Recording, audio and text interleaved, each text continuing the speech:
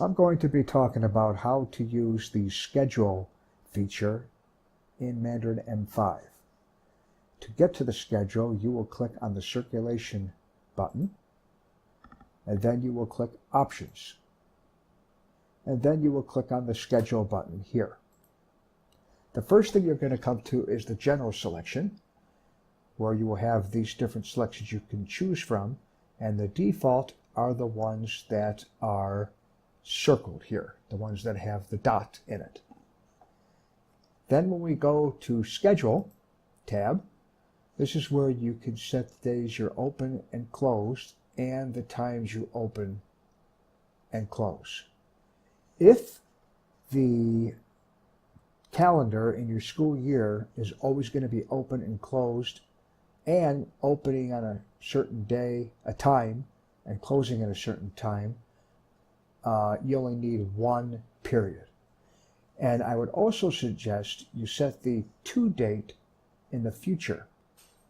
The next option is holidays and exceptions. Here you can set your holidays, for example, Christmas break, spring break, Memorial Day, so you can tell the library what days you are closed.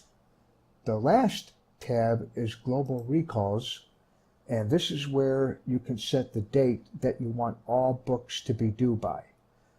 Think of the date here as a brick wall. So for example, if I have a 2-week loan period and I loan a book, let's say on January 1st, the book will be due 2 weeks from that day. But if I loan the same book, let's say on June 10th, normally that book would be due 2 weeks after June 10th, but because I have this June 12th date set here, it will force that book to be due on June 12th. So that way you're guaranteed to never have a book due past the date set here.